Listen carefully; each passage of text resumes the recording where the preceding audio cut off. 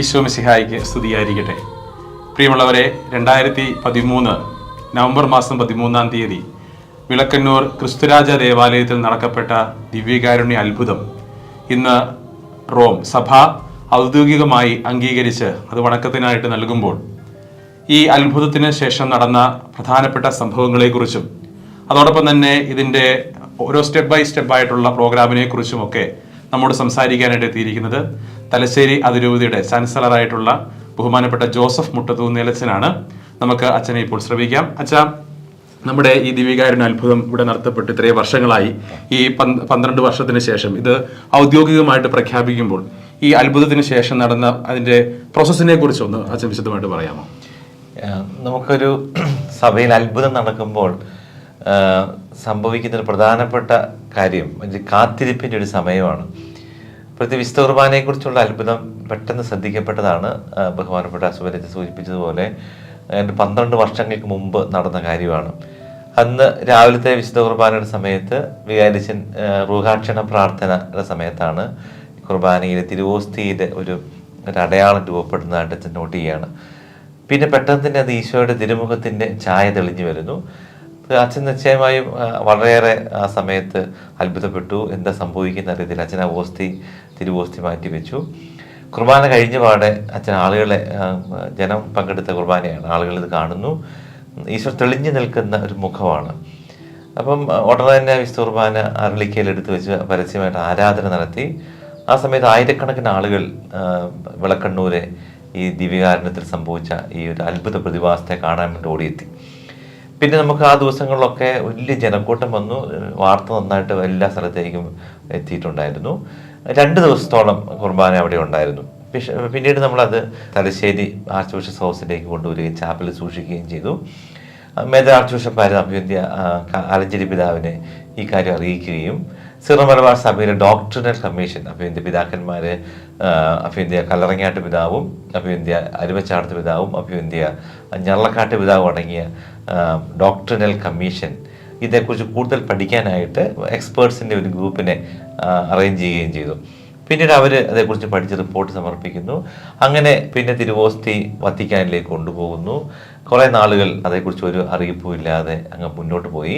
പിന്നെ 2013 വീണ്ടും നമ്മൾ വിശ്വാസ തിരുസംഘത്തിലേക്ക് വത്തിക്കാൻ സ്ഥാനപതി വഴി ഇങ്ങനെ ഒരു കാര്യത്തെക്കുറിച്ചുള്ള പഠനം എന്തുമാത്രമായി എന്നറിയാൻ വേണ്ടിയിട്ട് നമ്മൾ ഒരു കമ്മ്യൂണിക്കേഷൻ നടത്തുകയും പിന്നീട് അവിടുന്ന് മുന്നോട്ട് ഈ കാര്യം കുറച്ചും കൂടി അതിൻ്റെ പഠനം, അതിൻ്റെ റിപ്പോർട്ടുകളൊക്കെ നമുക്ക് സമർപ്പിക്കേണ്ട സാഹചര്യമായി എന്നുള്ള അറിയിപ്പൊക്കെ വന്നത്. ഒരു പ്രധാനപ്പെട്ട കാര്യം ഇതാണ്. നമുക്കൊരു സഭയിൽ അത്ഭുതം നടന്നു കഴിഞ്ഞാൽ ഒരു കാത്തിരിപ്പിൻ്റെ ഒരു സമയമുണ്ട്. ഞാൻ ഒരു അത്ഭുതം നടക്കുന്നു, ആൾക്കാർ ഒരുമിച്ച് കൂടുന്നു. അതിനകത്ത് എന്തെങ്കിലുമൊക്കെ ഒരു മാൽ പ്രാക്ടീസ് നടന്നിട്ടുണ്ടോ, എന്തെങ്കിലും കൃത്രിമത്വം നടന്നിട്ടുണ്ടോ എന്നൊക്കെ ഒരു സംശയം നമുക്ക് എല്ലാവർക്കും തോന്നാം. അപ്പോൾ സഭയുടെ കാഴ്ചപ്പാട് അങ്ങനെയാണ്. ദൈവം ഒരു അടയാളം തരുന്നു. ആ അടയാളം ജനത്തിൻ്റെ വിശ്വാസം വർദ്ധിപ്പിക്കാൻ ഇടയാകണം. സമയത്തിൻ്റെ കാത്തിരിപ്പുണ്ട്, പഠനം സമയമെടുത്തുള്ള പഠനമാണ്. ഇവിടെ സംഭവിച്ചത് അങ്ങനെയാണ്. അപ്പോൾ വീണ്ടും റോമിൽ നിന്ന് നമുക്ക് അറിയിപ്പ് കിട്ടി. ചില ശാസ്ത്രീയ പഠനങ്ങൾ, കൃത്യമായ നിർദ്ദേശം ഉണ്ടായിരുന്നു. ആ ശാസ്ത്രീയ പഠനങ്ങളുടെ പേരുകളുണ്ടായിരുന്നു. ആ ശാസ്ത്രീയ പഠനങ്ങൾ നടത്താൻ ഇന്ത്യയിൽ അതിനുള്ള സംവിധാനം ഉണ്ടായിരുന്നു. അത് ബാംഗ്ലൂർ ക്രൈസ്റ്റ് യൂണിവേഴ്സിറ്റിയിലായിരുന്നു. അവിടുത്തെ ലാബിൽ പ്രത്യേകിച്ച് വളരെ ആധുനികമായ ഉപകരണങ്ങളുടെ സഹായത്തോടു കൂടി ഈ തിരുവോസ്തിയുടെ പഠനം നടത്തി. ആ പഠനത്തിൽ പ്രത്യേകിച്ച് ഈ ശാസ്ത്രീയ പരീക്ഷണങ്ങളിലൂടെ ഉദ്ദേശിച്ചിരുന്ന കാര്യം, തിരുവോസ്തിയിൽ തെളിഞ്ഞിരിക്കുന്ന ഈശോയുടെ തിരുമുഖത്തിൻ്റെ ആ ഛായാചിത്രത്തിൽ തിരുവോസ്തിയിലെ അതേ പദാർത്ഥങ്ങൾ തന്നെയാണ്. മറ്റെന്തെങ്കിലും ഒരു പദാർത്ഥത്തിൻ്റെ സ്വാധീനമുണ്ടോ, അത് പുറമേ നിന്ന് ആരെങ്കിലും ഇങ്ങനെ എഴുതി വരച്ച് ചേർത്തതാണോ, അങ്ങനെയൊക്കെയുള്ള സംശയങ്ങൾ തീരുക എന്നുള്ളതായിരുന്നു. അപ്പോൾ ഈ പഠനത്തിൻ്റെ നമ്മൾ അത്ഭുതപ്പെടുത്തുന്ന കാര്യം, തിരുവോസ്തിയുടെ സെയിം പദാർത്ഥം തന്നെ അതിൽ മറ്റൊരു പദാർത്ഥത്തിൻ്റെ സ്വാധീനം കണ്ടെത്താൻ കഴിഞ്ഞില്ല.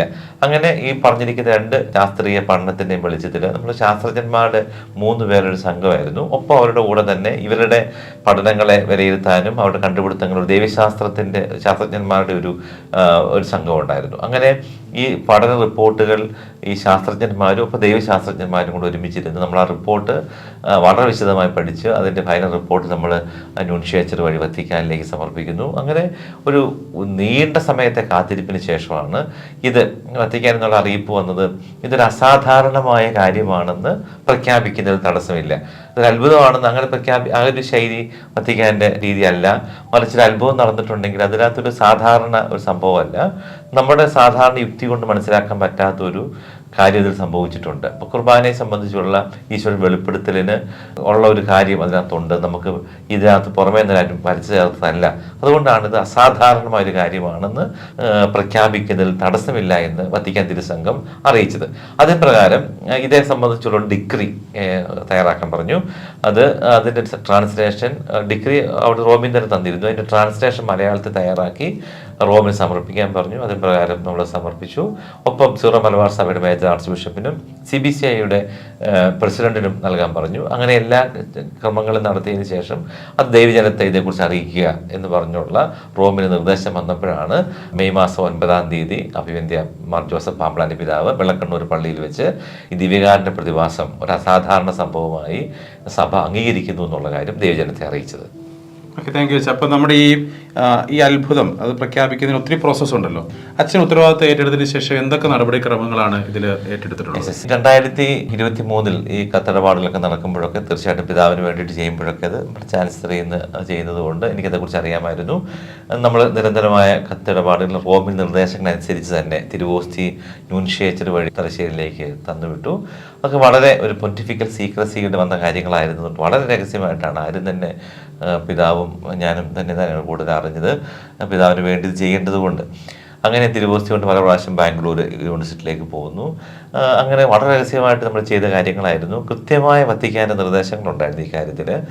ഓരോ ഘട്ടത്തിൽ എന്താണ് ചെയ്യേണ്ടിയിരുന്നത് നമ്മളത് വളരെ രഹസ്യമായി തന്നെ ലാബിലേക്ക് കൊണ്ടുപോയപ്പോഴും അവിടുത്തെ ശാസ്ത്രജ്ഞന്മാരാണെങ്കിലും അവർക്കെല്ലാം ഈ ഓത്ത് ഓഫ് സീക്രസിയൊക്കെ നടത്തി അവർ ആ രഹസ്യം അതിൻ്റെ പ്രാധാന്യത്തോടെ തന്നെ കൈകാര്യം ചെയ്യുകയും അങ്ങനെ നമ്മൾ വളരെ ശാസ്ത്രീയമായ ഒരു പഠനം നടത്തിയാണ് നമ്മൾ ഇതിൻ്റെ പരിപാടികൾ ഇതുമായിട്ട് ബന്ധപ്പെട്ട നടപടിക്രമങ്ങൾ നമ്മൾ പൂർത്തിയാക്കിയത്. ഓക്കെ സാർ, ഇനിയിപ്പോൾ നമ്മുടെ ഈ 31-ാം തീയതി ഉച്ചകഴിഞ്ഞ് 2:30 മണിക്കാണ് നമ്മുടെ വിളക്കുണ്ണി പ്രോഗ്രാം നടക്കുക.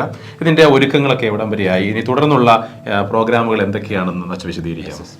നമുക്ക് പ്രത്യേകിച്ച് ഇങ്ങനെ ഒരു അത്ഭുതം അത് കേരള സഭയ്ക്ക് തന്നെ നമ്മുടെ വിശുദ്ധ കുർബാനയിലുള്ള നമ്മുടെ വിശ്വാസത്തെ ഈശോ സത്യമായും ജീവിച്ചിരിക്കുന്നു, നമ്മളൊരു സങ്കല്പത്തോടല്ല പ്രാർത്ഥിക്കുന്നത്, ആ ജീവിക്കുന്ന ദൈവമാണെന്നുള്ള ആ വിശ്വാസമാണ് നമ്മുടെ അടിസ്ഥാനം. അതൊന്നും കൂടി ധ്യാനത്തിന് ഈ കാലഘട്ടത്തിൽ നൽകിയ അത്ഭുതമായിട്ട് കണ്ടാൽ മതിയല്ലോ. നമ്മൾ അങ്ങനെയാണ് ഈ രൂപത മുഴുവൻ സ്വീകരിച്ചിരിക്കുന്നത്. 31-ാം തീയതി നമ്മൾ ഉദ്ദേശിക്കുന്നത് വിശുദ്ധ കുർബാന നമ്മൾ ആഘോഷമായിട്ട് വെള്ളക്കണ്ണൂരേക്ക് കൊണ്ടുപോവുകയാണ്. തിരുവോസ്തി നമ്മുടെ ഇന്ത്യയുടെ വത്തിക്കാൻ സ്ഥാനപതി മാർപ്പാപ്പയുടെ പ്രതിനിധിയായ അഭിവന്ദ്യ ലയോപോൾദോ ജിറെല്ലി പിതാവാണ് അന്ന് ഈ ഒഫീഷ്യൽ ഡിക്ലറേഷൻ നടത്താൻ വേണ്ടി വരുന്നത്. ന്യൂൻഷോ ഒപ്പം നമ്മുടെ ഈ മലബാർ ഭാഗത്തെ പിതാക്കന്മാർ, നമ്മുടെ അതിരൂപതയിലെ അച്ഛന്മാർ, ഒരു വലിയൊരു സംഘം വൈദികരുണ്ടാവും, ദൈവജനം, അങ്ങനെ വലിയൊരു ഒരുക്കം ഉണ്ട്. നമ്മൾ ഉദ്ദേശിക്കുന്നൊരു സമൂഹ ബലി. ഈ സമൂഹ ബലി മധ്യയാണ് ഈ പ്രഖ്യാപനം നടക്കുക. ഒരു വർഷ കുർബാനയ്ക്ക് തൊട്ട് മുമ്പ് ഈ ഒഫീഷ്യൽ ഡിക്ലറേഷൻ ന്യൂൻഷ്യോ നടത്തും. അതിനുശേഷം കുർബാന നമ്മൾ അവിടെ പ്രതിഷ്ഠിക്കും. പിന്നെ നമ്മൾ സമൂഹ ബലി, അതിനുശേഷം ദൈവജനത്തിന് മുഴുവൻ വിശുദ്ധ കുർബാന അടുത്ത് തന്നെ കണ്ട് ഈശോയുടെ തിരുമുഖം ദർശിച്ച് വീടുകളിലേക്ക് മടങ്ങാനുള്ള ഒരു സാഹചര്യമാണ് നമ്മൾ ഉദ്ദേശിക്കുന്നത്. വെള്ളക്കണ്ണൂർ ഇടവക വലിയ ഒരുക്കങ്ങളാണ് നടത്തിക്കൊണ്ടിരിക്കുന്നത്. അവിടെ നമ്മൾ ഇതിനോടകം തന്നെ പല മീറ്റിങ്ങുകൾ സംഘടിപ്പിച്ചു കഴിഞ്ഞു. നമ്മളൊരു 10,000-ഓളം ആളുകൾ അവിടെ എത്തിച്ചേരും എന്നാണ് നമ്മൾ പ്രതീക്ഷിക്കുന്നത്. അപ്പോൾ അതിന് വേണ്ട ക്രമീകരണങ്ങളൊക്കെ വലിയ പന്തൽ, നമ്മൾ പള്ളിക്കുള്ളിൽ ചെറിയ പരിമിതികളുണ്ട്. അപ്പോൾ അതുകൊണ്ട് അതിനുള്ള വിശുദ്ധ കുർബാന അർപ്പണത്തിനുള്ള കാര്യങ്ങൾ ക്രമീകരിക്കുന്നുണ്ട്. ഇടവക ഒപ്പം ചുറ്റുമുള്ള ഫൊറോനകളിലെ പ്രിയപ്പെട്ട അച്ഛന്മാരുടെയും എല്ലാവരുടെയും സഹകരണത്തോടെയാണ് എല്ലാം ചെയ്തുകൊണ്ടിരിക്കുന്നത്. തുടർന്നും അങ്ങോട്ട് ഔദ്യോഗികമായ പ്രഖ്യാപനത്തോടു കൂടി വെളക്കണ്ണൂർ ഇടവക തലശ്ശേരി രൂപതയിലെ ഒരു വിശുദ്ധ കുർബാനയുടെ തീർത്ഥാടന കേന്ദ്രമായിട്ട് മാറുകയാണ്. ഒത്തിരി ആളുകൾ അങ്ങോട്ട് വരും. നിശ്ചയമായും ഈശോയുടെ തിരുമുഖം ദർശിക്കാൻ ഇത്രയും വർഷങ്ങൾക്ക് മുമ്പ് നടന്ന ആ തിരുവോസ്തിയിലെ ആ ഒരു മാറ്റം ഇത്രയും വർഷങ്ങൾക്ക് ശേഷവും അതേപടി നിൽക്കുകയാണ്. ഈശോയുടെ മുഖം തെളിഞ്ഞു തന്നെ നിൽക്കുകയാണ്. അത് തീർച്ചയായിട്ടും നമ്മുടെ ഈ പ്രദേശത്തുള്ള ആളുകൾക്കൊക്കെ വരാനും പ്രാർത്ഥിക്കാനും ആ പള്ളിയിൽ നിശ്ചയമായും പ്രത്യേകമായ ആരാധന, വിശുദ്ധ കുർബാനയ്ക്ക് വേണ്ടിയുള്ള സമയക്രമീകരണങ്ങളൊക്കെ പ്ലാൻ ചെയ്യുന്നുണ്ട്. തുടർന്ന് അങ്ങോട്ട് പുറമേ നിന്ന് വരുന്ന ആളുകൾക്കൊക്കെ അവിടെ വിശുദ്ധ ബലി അർപ്പിക്കാനും വിശുദ്ധ കുർബാനയിൽ ആരാധന നടത്താനും ഒക്കെയുള്ള സൗകര്യങ്ങൾ കണക്കാക്കിക്കൊണ്ടുള്ള ഒരു ആത്മീയ ഒരു അനുഭവം ആളുകൾ കിട്ടുന്ന രീതിയിലുള്ള വിശുദ്ധ കുമ്പസാരത്തിനുള്ള സൗകര്യങ്ങളും ഒക്കെ ക്രമീകരിച്ചുകൊണ്ടുള്ള ഒരു തീർത്ഥാടന കേന്ദ്രം എന്ന രീതിയിലേക്കുള്ള ക്രമീകരണങ്ങൾ നടത്താനാണ് പ്ലാൻ ചെയ്തുകൊണ്ടിരിക്കുന്നത്. താങ്ക് യു അച്ഛാ, താങ്ക് യു വെരി മച്ച്. നമുക്കറിയാം ഈ വരുന്ന 31-ാം തീയതി ഉച്ചകഴിഞ്ഞ് 2:30-ക്കാണ് ഔദ്യോഗികമായിട്ട് ഇത് പ്രഖ്യാപിക്കുന്നത്. പ്രിയമുള്ളവരെ, നമ്മുടെ വിശ്വാസത്തിന് ഒരു സാക്ഷ്യം എന്നോണമാണ് നമ്മളിതിനെ കാണുന്നതും മനസ്സിലാക്കുന്നതും. നമ്മുടെ വിശ്വാസത്തെ വർദ്ധിപ്പിക്കാനായിട്ട് നമ്മൾ സത്യദൈവത്തിൽ വിശ്വസിക്കുന്നവരാണ്, മിശിഹാ ദൈവമാണെന്ന് വിശ്വസിക്കുന്നവരാണ്. ആ ദൈവത്തിൻ്റെ ഒരു അത്ഭുതം തീർച്ചയായിട്ടും ഒരു അടയാളമായിട്ട് നമുക്ക് കണക്കാക്കാം. നമ്മുടെ വിശ്വാസത്തെ നമുക്ക് വളർത്താം. ദൈവം നമ്മെല്ലാവരെയും സമൃദ്ധമായിട്ട് അനുഗ്രഹിക്കട്ടെ.